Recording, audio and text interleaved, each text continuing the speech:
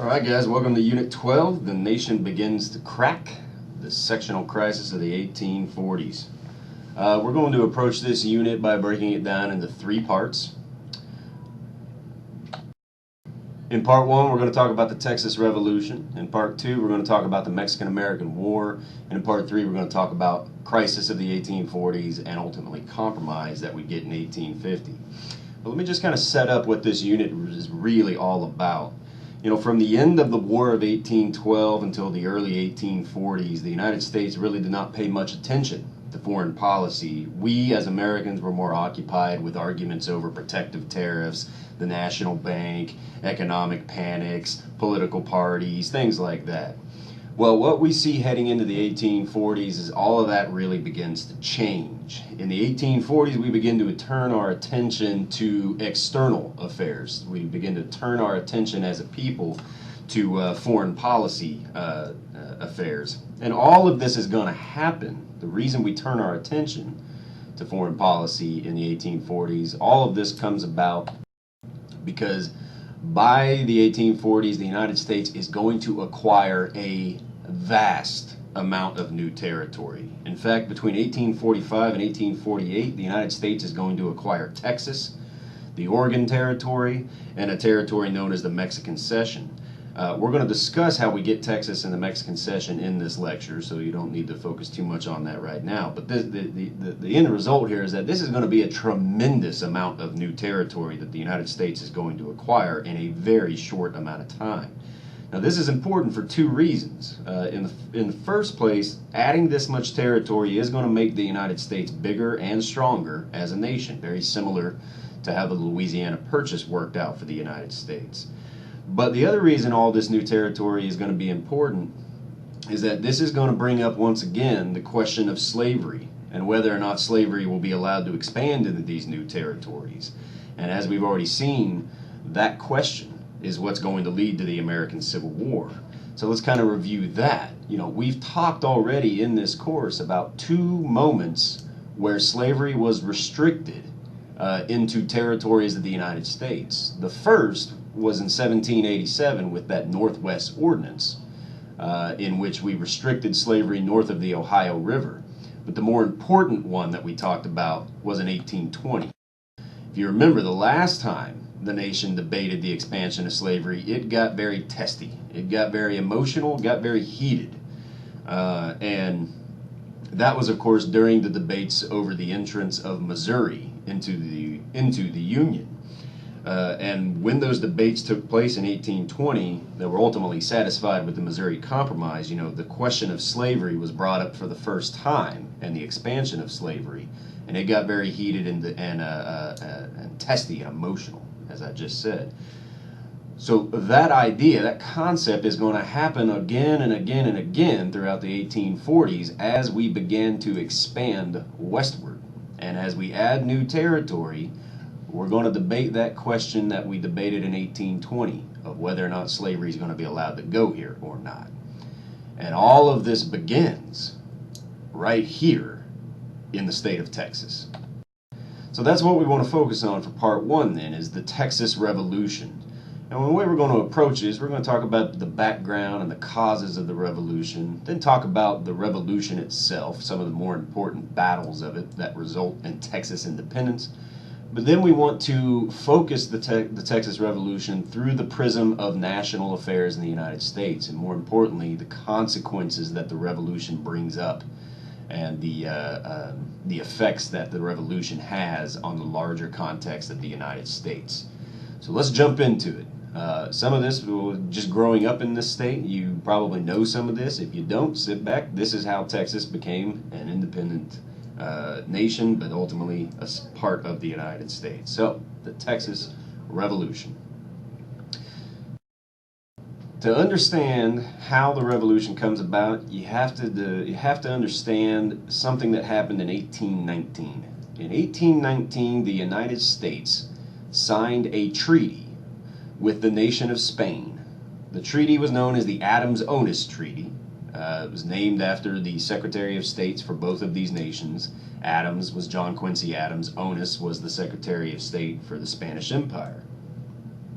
This treaty that was negotiated between the Americans and the Spanish, all this did was it drew up the border between the United States and what was known at the time as New Spain. And that border you can see on the map here is that dark red line. This treaty resulted in the establishment of the border between New Spain and the United States. Now, the problem here is that as soon as this border was established, almost as soon as it happened, the very next year, beginning in the 1820 and throughout the 1820s, we began to see a lot of American Anglo migration into a province of New Spain known as Tejas. We know it today as Texas. And here's a map of it here. These were the provinces of first New Spain and later Mexico. And let me show you where Texas is here. The province of Texas, it's kind of hard to see, but it's this area right here. This was a province of New Spain and later of Mexico, and it was into this area of New Spain that beginning in 1820, Americans began to migrate into this area. The reason for that is that it was very fertile land, it was a great climate, it was perfectly suited for migration into the area so that we could establish new farms and later on new plantations. So all of this is taking place beginning in 1820. We begin to see Anglo migration into the province of Texas. Now the Spanish didn't really like this. They did not like the idea that so many Americans were migrating into a province of their territory, but the Spanish were not really in a position to prevent it from happening. The reason for that is that this province was so far from the Spanish seat of power in New Spain, and the Spanish had had a tremendously hard time convincing their own people to move to this province. So there really was just not a very strong Spanish presence in the province of Texas. So they're really in no position then to prevent Americans from migrating into this province. Now, in 1821, everything kind of changed. In 1821, the native peoples of New Spain rose up and overthrew the Spanish crown in New Spain, and this is where the nation of Mexico was born in 1821 with the Mexican Revolution.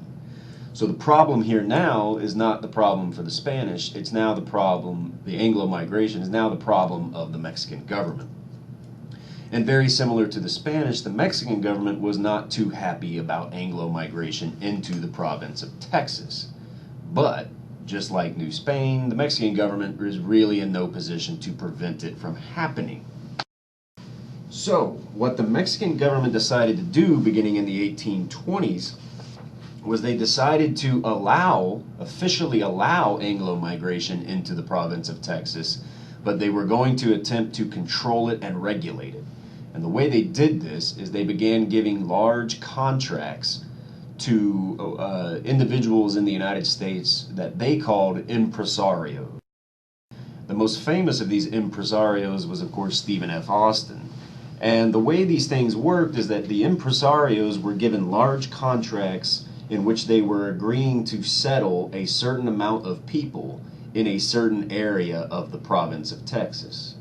So this was how Mexico kind of officially allowed Anglo migration into Texas, and this was how they were going to control it and regulate it. It all had to be done through these impresarios. An impresario just means agent.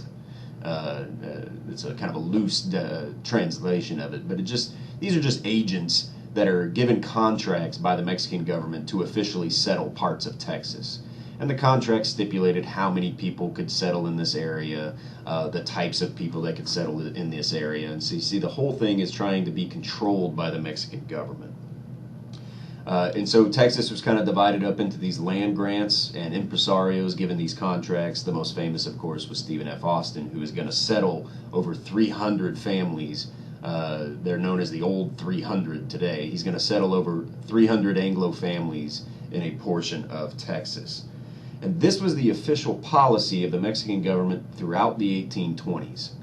Now the problem here is that by the time we get to the early 1830s, there are over 30,000 Anglos living in the province of Texas, and only about 5,000 Mexicans living in the province of Texas. So Mexico has made a mistake here. They have allowed the province of Texas to become a predominantly Anglo-American province of their nation. And this is obviously going to lead to some tensions. The tensions that will arise here between the province of Texas and the Mexican government centered on religion, language, and slavery. Religion was a source of conflict between the Anglos in Texas and the Mexican government because, according to these contracts given to the impresarios, every Anglo living in Texas was supposed to have converted to Catholicism. And a lot of Americans in Texas were refusing to do this. Another source of conflict was language. Americans, for the vast majority, did not speak Spanish, and they were contractually obligated through these impresarios to do all official business in Spanish, and many Americans were refusing to do that. But an even bigger issue and a bigger source of conflict between Anglo-Americans in Texas and the Mexican government was the issue of slavery. Most of the Anglo-Americans that were migrating to Texas were from the South, and many of them were bringing their slaves with them. If they didn't own slaves when they came, once they had established themselves, they were, of course, importing slaves from the Deep South into the province of Texas. The problem here for the Mexican government is that the Mexican government was against the institution of slavery. Slavery never existed in New Spain, and it never existed later on in Mexico. The Mexican government didn't understand it, they didn't like it, and this was a huge source of conflict between the Anglos living in Texas and the Mexican government. The point being here that by the early 1830s, the Mexican government decided that there were too many Anglos living in the province of Texas and that things were beginning to get out of hand. So the Mexican government in the early 1830s began to pass certain laws that restricted immigration into the province of Texas. And they also began to pass laws in the early 1830s designed to limit and eventually destroy the institution of slavery within the province of Texas. Now, in 1835, Mexico had a presidential election, and there was a candidate that was running for president in Mexico that was making the claim that if he is elected, he will overturn all of these laws that the Anglos in Texas don't like. And at first, Anglos in Texas were extremely optimistic about this presidential candidate who did in fact win the presidential election of 1835. However, it became very clear that this candidate, now new president of Mexico, was going to renege on all of his promises, and what this individual began to do was, rather than overturn the laws affecting the province of Texas, he began to harden these laws, he began to cement these laws, and he slowly began to take all power and authority within the Mexican government and placing it within himself, establishing himself as a dictator of the nation of Mexico. That individual was Antonio Lopez de Santa Anna.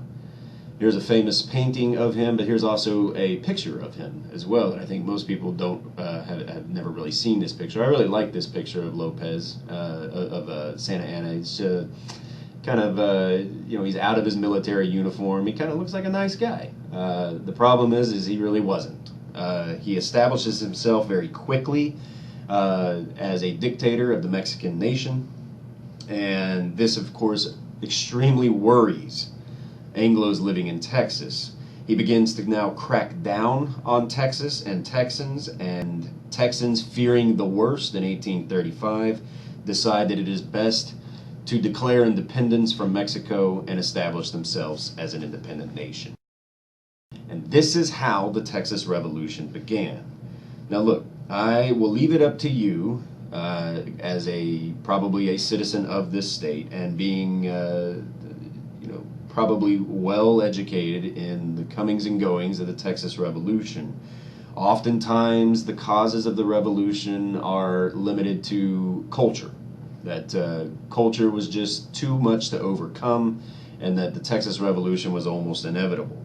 So I'll leave it up to you what you want to believe, whether or not it was Santa Anna's centralizing policies, whether it was cultural differences that sparked this revolution. You believe what you want to believe. I'll believe what I want to believe. I submit to you that Texans feared more than anything their institution of slavery being wiped out by Santa Anna, and that they left and declared independence as a way to protect it. Regardless, the Texas Revolution is on like Donkey Kong, and that's where we want to turn to next, is the revolution itself. Okay, once the Texans declared independence in the province of Texas and made the claim that they were now an independent nation, this of course was something that Santa Anna could not allow to happen. So in late 1835, Santa Anna invaded the province of Texas with about a 6,000-man army. He quickly made gains into the province of Texas. This is largely explained because the Texans were too busy trying to form a government and trying to form a military to resist Santa Anna. Now, Santa Anna made a big mistake early on in this revolution. Santa Anna set his sights on the city of San Antonio. San Antonio was the largest city in the province of Texas. It was an economic and a political epicenter of the province, and it was really a symbolic city for Santa Anna. And it's interesting because the city actually served no strategic importance. There was no reason to take this city. The city was not militarily important. It was not strategically important, and the city was actually only defended by 189 Texans that had holed themselves up in a Spanish mission inside the city that we know today as the Alamo. Regardless, against all advice, Santa Anna marched to San Antonio and surrounded the Spanish mission there of the Alamo. And for 12 days, he laid siege to the defenders of the Alamo. On the 13th day, his 6,000-man army attacked.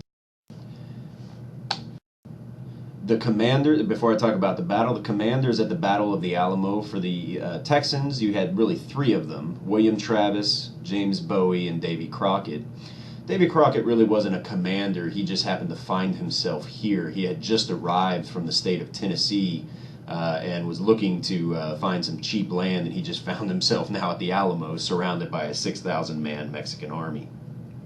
So again, for 12 days, Santa Anna will lay siege to the Alamo, hoping that the defenders would surrender the Alamo. They, of course, did not. On the 13th day, all 6,000 of Santa Anna's soldiers attacked the defenses of the Alamo.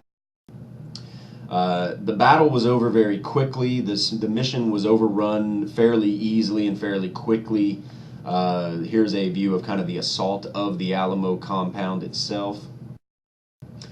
Here's, of course, a scene from the battle that I took from a hot air balloon from the day.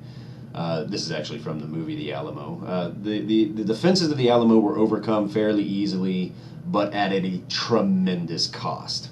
And herein lies the significance of the Battle of the Alamo. You know, the Alamo lives in Texas legend as kind of this was the moment that the Texans were given their rallying cry for the rest of the revolution. But the Alamo and the battle that took place here was actually important strategically for the rest of the war.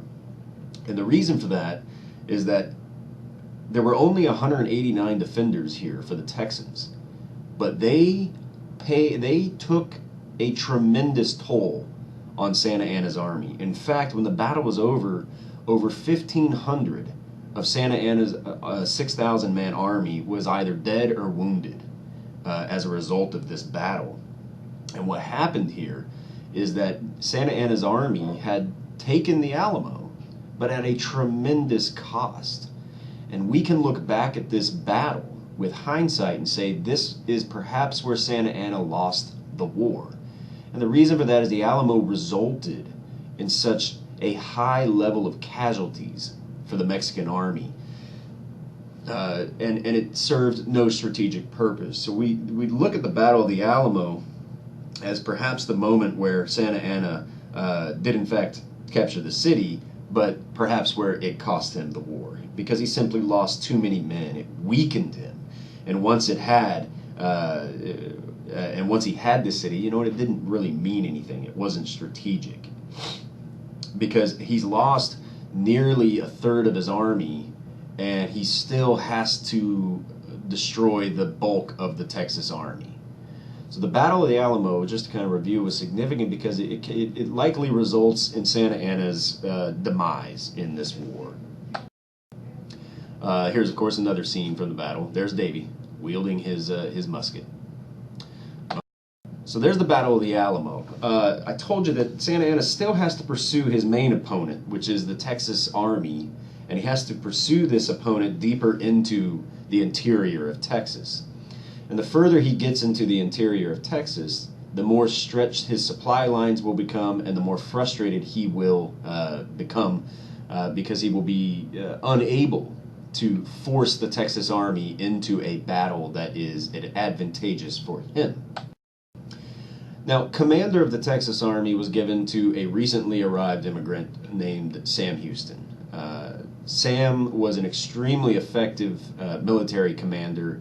He was very well educated in military strategy, and what he did in this revolution was he adopted the very same strategy that George Washington adopted in the American Revolution. That strategy was that Sam was going to keep the Texas Army intact, and he would not engage Santa Anna's full army because he knows he would likely lose. What he's going to do then is keep the Texas Army alive by retreating, outmaneuvering, and evading Santa Anna's army, and wait for Santa Anna to make a mistake. Santa Anna obviously did make this mistake in the spring of 1836. Santa Anna divided his army as he pursued Houston's army deeper into the interior of Texas. The half of the army that Santa Anna commanded marched deeper and deeper into the province of Texas and found itself far from its supply lines, far from its supply base, and roughly equaled in numbers to the Texas Army. And at a place known as San Jacinto, which is just outside of Houston, Texas, Santa Anna's army engaged the Texas Army in what was known as the Battle of San Jacinto. Now, this battle is an interesting battle because Santa Anna actually was not prepared for this battle. He knew the Texas Army was in the vicinity, but he did not prepare for a possible assault on his army, and the Texas Army took advantage of this ill-preparedness, and they attacked. On April 21st, 1836, the Texas Army snuck up very close to the Mexican Army at San Jacinto and attacked without warning. The battle was over in almost 30 minutes, and it resulted with either the killing or the capturing of the entire army under command of Santa Anna. Santa Anna himself was captured at this battle, and now the Texans were in a position to negotiate their independence with the only man that mattered, Santa Anna. And that's where this famous painting came from. The man laying on the ground is Sam Houston, who was wounded at the Battle of San Jacinto.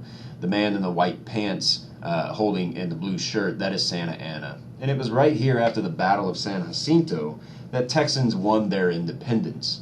What was negotiated here between Santa Anna and Sam Houston and the Texans was that Santa Anna would immediately recognize Texas independence. And so we can look at the Battle of San Jacinto as this is the battle that results in Texas independence, because we had successfully beaten Santa Anna's army at this battle, and we had forced him into agreeing to recognize Texas independence. And this all happened, of course, at the Battle of San Jacinto. So this is how Texas won its independence. Now, the consequences of this revolution are profound. There were many in Texas that were expecting, if they could win their independence, that the province of Texas would be immediately annexed to the United States. This did not happen. We won our independence in 1836, but we would not become part of the United States until 1846. And the reason for that is that the United States could not agree on the annexation of Texas. The reason for that is that it was clear to many in the United States that if Texas came into the Union as a state, it would be coming in as a slave state. And this was something that the northern free states, who represented the majority of the United States population, were simply not willing to accept. The southern slave states were, of course, very enthusiastic about this and pushed hard for the annexation of Texas. But since they were dominated by a political northern majority, for 10 years the United States was, or I'm sorry, the state of Texas had to exist as an independent republic. And the reason for that, again, was that the United States could not agree on the annexation of Texas. The slave states and the free states were divided on the annexation of Texas because the northern free states saw this as slavery being allowed to expand by adding a new state that would be a slave state to the Union. So once again, the consequences here of our revolution is that the state of Texas had to exist as an independent republic for almost 10 years. It was not out of willingness, it was not out of want, it was out of necessity, because the United States could not agree on the annexation of this state.